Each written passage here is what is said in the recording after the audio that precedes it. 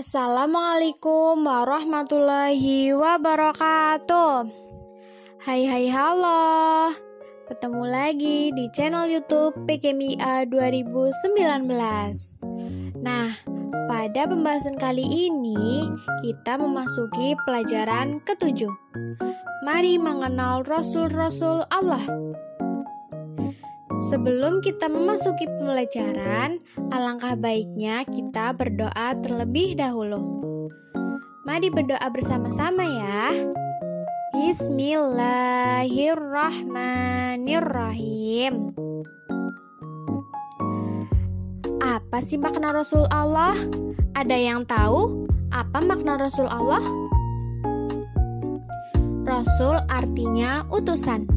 Sedangkan Rasulullah artinya utusan Allah Subhanahu wa Ta'ala, yaitu orang yang menerima wahyu dan berkewajiban menyampaikannya pada orang lain atau umat manusia.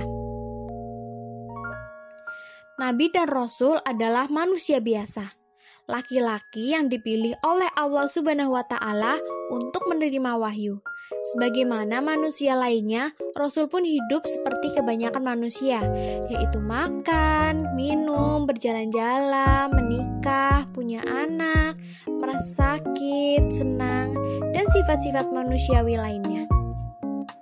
Nah, apa kalian tahu apa aja sih sifat-sifat Rasul? Apa aja ya? Nah, para utusan Allah mempunyai sifat-sifat yang istimewa. Nah, sifat tersebut lebih dikenal dengan sifat-sifat wajib bagi Rasul. Artinya, sifat yang harus dimiliki oleh seorang Rasul. Apa aja ya sifat-sifatnya? Yang pertama, sidik. Artinya, jujur dan benar. Seorang Rasul selalu benar dalam perkataan dan perbuatan. Mustahil dia berkata dusta atau bohong. Yang kedua, amanah. Artinya dapat dipercaya. Seorang Rasul mustahil khianat. Dia wajib menyampaikan amanah dari Allah Subhanahu wa Ta'ala kepada kaumnya. Semua perkataan, perbuatan, dan tindakan Rasul harus benar dan tidak boleh ingkar janji. Yang ketiga, tablik. Artinya menyampaikan. Seorang Rasul harus menyampaikan pesan dari Allah Subhanahu wa Ta'ala kepada seluruh umat manusia, walaupun terasa sulit atau dianggap membahayakan. Rasul tidak boleh menyembunyikan sesuatu yang telah diberikan Allah Subhanahu wa Ta'ala kepadanya. Yang keempat, fatonah. Artinya cerdas, pandai, bijaksana.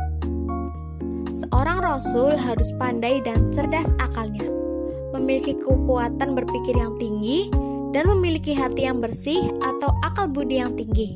Nah, dengan sifat ini, seorang Rasul dapat menyelesaikan tugas kerasulannya dengan baik. Nah, perlu diketahui bahwa sifat-sifat para Rasul yang diuraikan di atas tidak cukup kalau hanya diketahui saja, tetapi harus menjadikan sifat dan perilaku kita sebagai manusia dan pengikut para Rasul. Mari kita membiasakan sikap seperti contoh berikut ini. Yang pertama, berbuat yang benar. Artinya, perbuatan yang sesuai dengan perintah agama. Ucapan dan tutur kata harus baik dan benar. Perilakunya pun juga harus baik dan santun.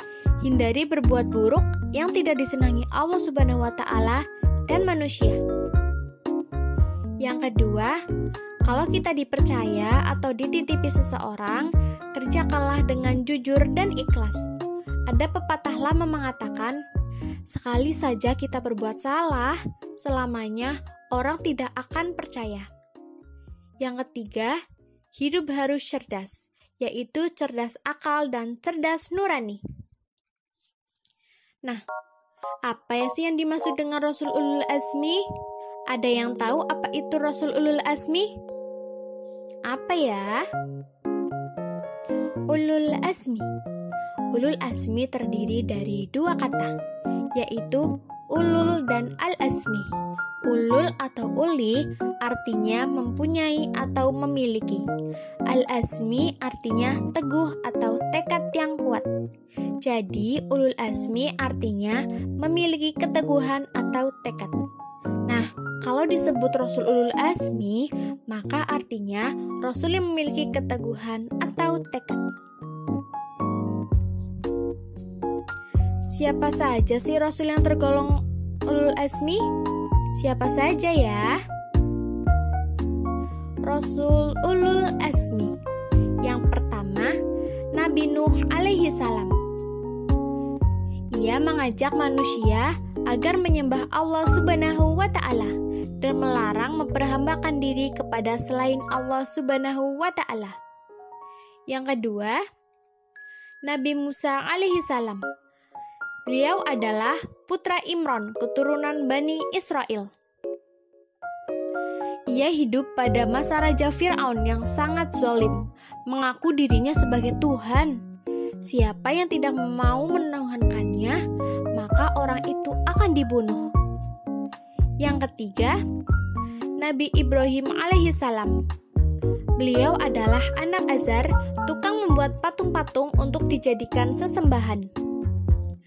Nabi Ibrahim alaihi salam hidup pada masa Raja Namrud yang zalim, musyrik, dan kufur. Nabi Ibrahim alaihi salam mengajak Raja Namrud dan kaumnya agar beriman dan menyembah Allah Subhanahu wa ta'ala. Yang keempat, Nabi Isa alaihi salam, putra Maryam. Dengan kekuasaan Allah Subhanahu wa ta'ala, beliau dilahirkan dengan perantara ibu saja. Keajaiban kelahiran ini menjadikan ujian kepada manusia, percaya atau tidak kepada kekuasaan Allah Subhanahu wa ta'ala.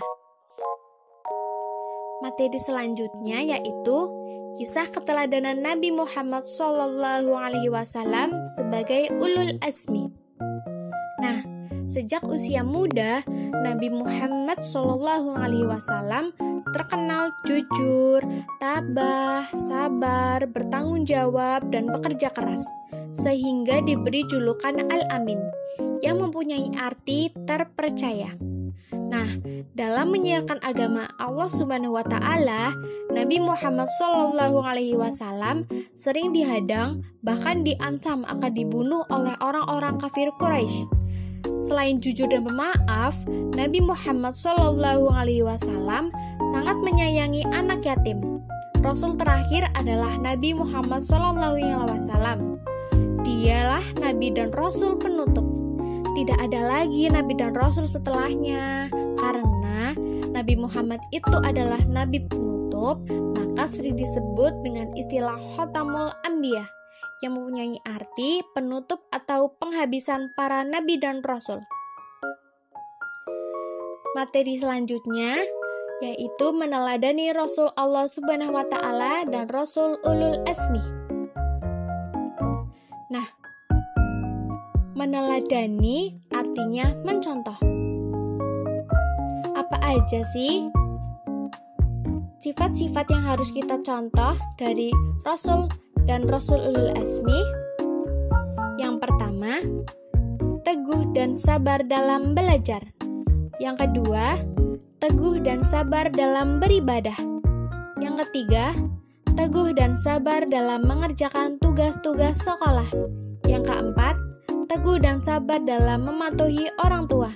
Yang ketiga, teguh dan sabar dalam pergaulan dan tidak cepat marah. Alhamdulillahirrabbilalamin. Materi pembelajaran ke-7 sudah selesai. Terima kasih. Syukran. Wassalamualaikum warahmatullahi wabarakatuh.